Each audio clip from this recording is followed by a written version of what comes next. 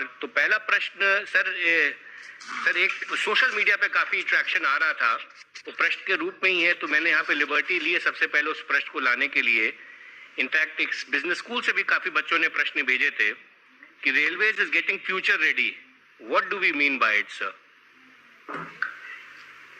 ऐसा है कि पहले जब रेलवेज कोई भी विषय पे काम करता था तो उसमें राजनीतिकरण बहुत ज्यादा थी और हैपहैज़र्ड डेवलपमेंट होता था। कोई विषय राजनीतिक कारणों के लिए कोई लाइन एक्सेप्ट हो रही है, कोई नई ट्रेन चल रही है और आस्ते आस्ते रेलवे की व्यवस्थाएं कमजोर होती गई। अब एक बहुत प्लान तरीके से नेशनल रेल प्लान बहुत गहराई से रेलवे के हर कामकाज के अंदर हर रिक्वायरमेंट और देश की आवश्यकताओं को असेस करके नेशनल रेल प्लान बनाया गया। उस नेशनल रेल प्लान में सिस्टमैटिकली असेस किया गया कहां से फ्रेट की रिक्वायरमेंट है, कहां से पैसेंजर्स की ज्यादा डिमांड है, किन सुविधाओं के लिए पैसेंजर्स ज्यादा परेशान है या जिसपे हमें फोकस करना चाहिए, फ्रेट की क्या क्या सुधार की आवश्यकता है जिससे और लोग आकर्षित हो रेलवे इस्तेमाल करने के लिए, कैसे आगे चल के डिमांड को हम पूरी तरीके से भर पाए और साथ ही साथ देश की आवश्यकताओं को भी पूरा कर सके। इसलिए आज से ही हम भविष्य के डिमांड को भी असेस करें और भविष्य के लिए तैयारी आज से शुरू करें कि 2050 में हमारा क्या अनुमान है पैसेंजर ट्रैफिक का, क्या अनुमान है फ्रेट ट्रैफिक का, वो 2050 तक का जो अनुमान बना है उस सब को तैयार करें हम 2030 तक। उस दिशा में भारतीय रेल ने अपने आप को काम करना शुरू किया है और इसीलिए हम इसको भारतीय रेल को फ्यूचर रेडी कहने की बात करते हैं। ये पैसेंजर डिमांड हो, इंफ्रास्ट्रक्चर क्रिएशन हो, सेफ्टी हो, ऑपरेशनल रिक्वायरमेंट्स हो, जो भी देश की आवश्यकताएं हैं और जो देश की अपेक्षाएं हैं, एस्पिरेशंस है, इन दोनों को पूरा करने का काम समय के पहले करें और अपने आप को तैयार रखते हुए भारतीय रेल डिमांड के पीछे रहने और जो देश की अपेक्षाएं हैं, एस्पिरेशंस है, इन दोनों को पूरा करने का काम समय के पहले करें और अपने आप को तैयार रखते हुए भारतीय रेल डिमांड के पीछे रहने के बदले डिमांड के पहले वो चीजें सुविधाएं प्रोवाइड कर सके, इसको फ्यूचर रेडी कहते हैं। धन्यवाद सर।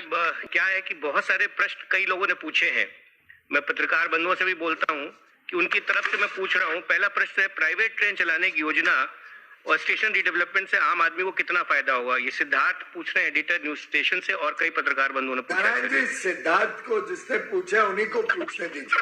अच्छा सर, सिद्धार्थ जी आप ओके सर, थैंक यू। आवाज आ रही? सारी सर नमस्कार। सिद्धार्थ बढ़िया सर। तबियत हमारे ठीक है? सब बढ़िया है सर। सर आपको ढेर सारी एक तो शुभकामनाएं कि अब चाहे वो डीएफसी हो या दूसरी, तो एक अच्छे मुकाम पर आप पहुंचा रहे हैं। और हमारे 4 सवाल हैं सर, एक दो नहीं है, 4 सवाल हैं। पहला सवाल है sir, Ahmedabad Mumbai bullet train परियोजना के लिए ये कहा जा रहा था 2023 तक पूरी हो जाएगी, उसकी स्थिति क्या है? और देश के अलग अलग हिस्सों के लिए जो आप लोग हाई स्पीड रेलवे की योजना बना रहे हैं, उस परियोजना के लिए इस बजट में तो आपको ढेर सारा पैसा मिला है, लेकिन इस परियोजना के लिए जो हाई स्पीड कॉरिडोर की बात करते हैं उसके लिए क्या इसमें पैसा दिया गया है? ये पहला सवाल है सर हमारा। पूरी बात रख लो अपने।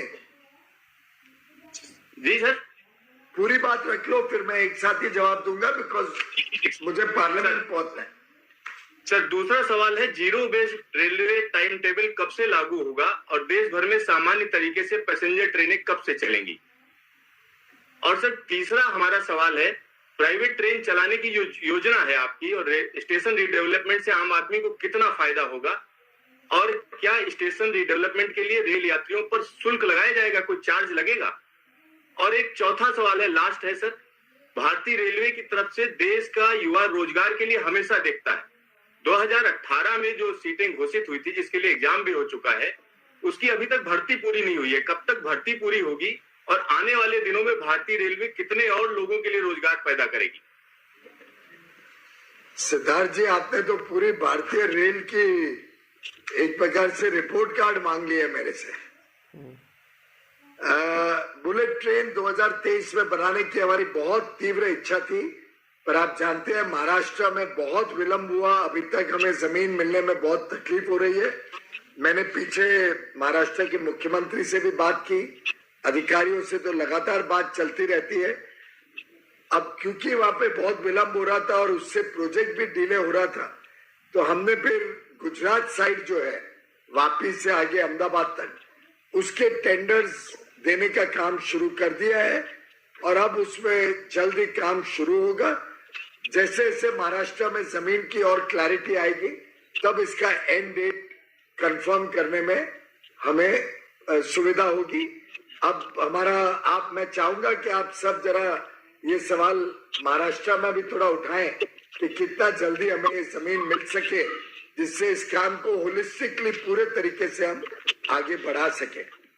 नए हाई स्पीड रेल्स के लिए अभी डीपीआर बन रहे हैं और वो प्रोजेक्ट रिपोर्ट बनने के बाद मेरा मानना है, अनुमान है कि इसको हमने और ज्यादा अधिक रूप में पब्लिक प्राइवेट पार्टनरशिप में करना चाहिए। नए नए लोग, नई नई टेक्नोलॉजीज आए भारत में, कंपटीशन बढ़े और हो सके तो हम कोशिश करते हैं इनको उस रूट्स पे चलाएं जहां हाईवे के पास जमीन अवेलेबल है, जिससे इसका काम तेज गति से हो सके।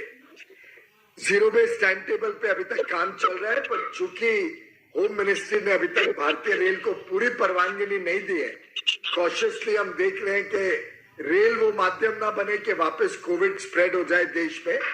तो जैसे जैसे होम मिनिस्ट्री इस पे अलाउ करेगी और ज्यादा विस्तार करने का और पूरी रेलवे नॉर्मलाइज हो सकेगी, उस समय पे हम फिर जीरो बेस टाइम टेबल को इंट्रोड्यूस करेंगे।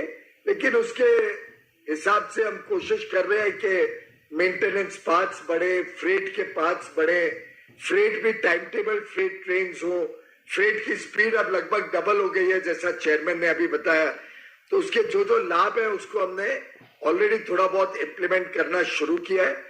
पैसेंजर सर्विस जैसे जैसे होम मिनिस्ट्री और अलग अलग स्टेट्स जो जो परमिशन देते हैं हम उसके हिसाब से बढ़ाते जा रहे हैं, डिमांड को भी असेस करते हुए। स्टेशन डेवलपमेंट का फायदा तो सिद्धार्थ जी सभी यात्रियों को ही होगा। जो यात्री स्टेशनों पे जाते हैं आज भी उनको एक बड़ा बदलाव दिखेगा पहले के निस्बत। साफ सुथरे हैं, टॉयलेट साफ सुथरे हैं, सब बोर्ड्स ठीक से चल रहे हैं, तो काफी कुछ मेहनत हुई है। पर इसको रियल एक प्रकार से इकोनॉमिक एक्टिविटी का सेंटर बना सके, ऐसी हमारी कल्पना है आगे चल के।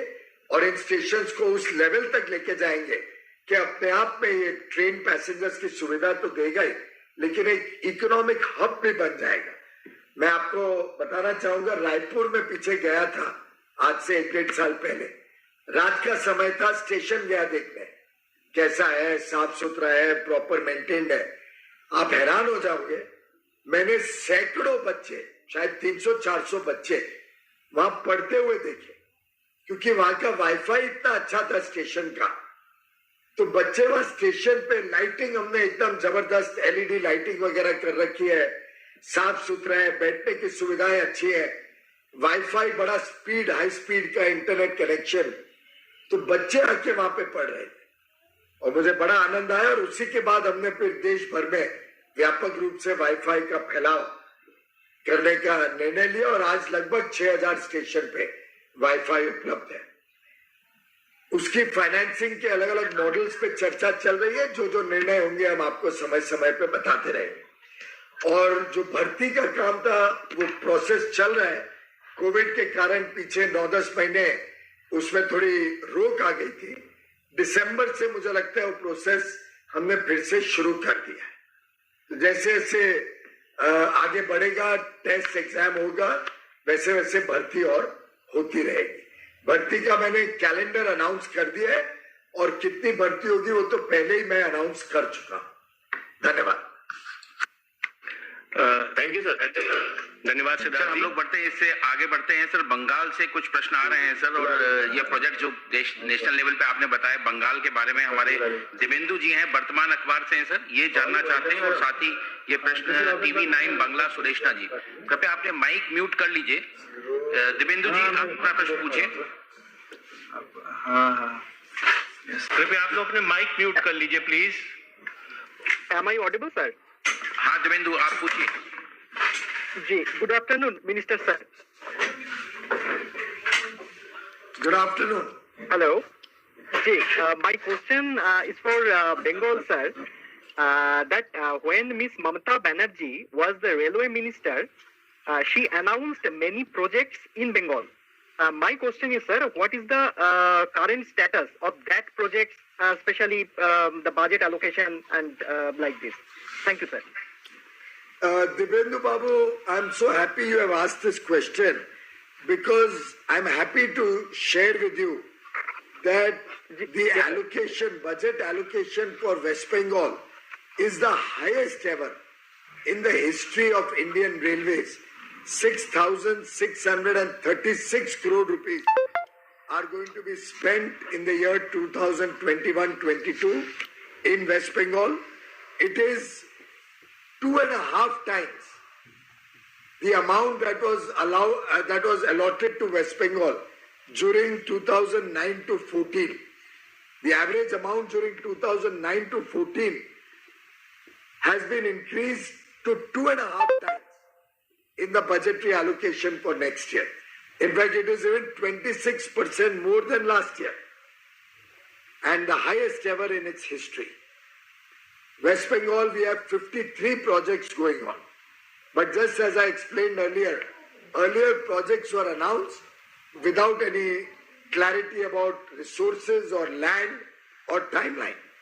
We have one project which is as old as 1974-75, ever in its history. West Bengal, we have 53 projects going on.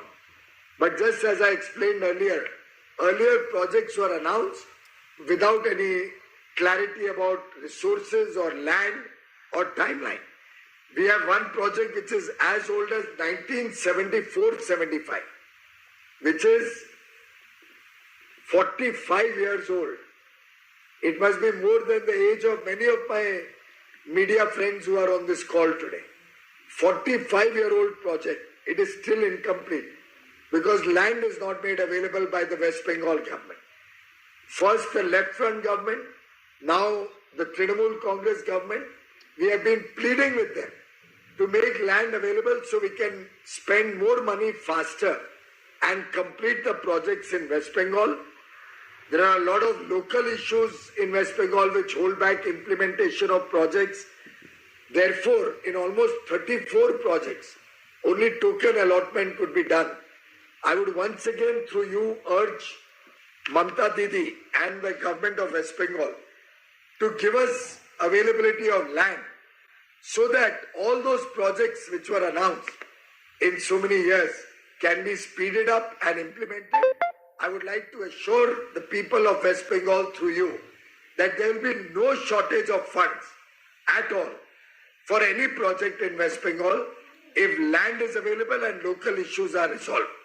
In fact, you are aware, the Honorable Finance Minister has kept 44,000 crore rupees extra in the budget so that if there is any additional requirement in any projects where speed is there in the project and projects are executed fast, if additional funds are required, she can give it without waiting for next year's budget.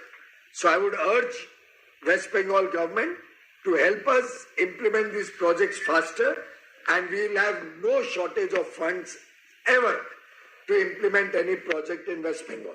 You must be aware, the Honorable Prime Minister Shri Narendra Modi has recently approved a massive increase in the amount of investment that we are doing in the Kolkata Metro Railway. There also we are investing significant amounts. Chairman Railway Board has come from West Bengal only.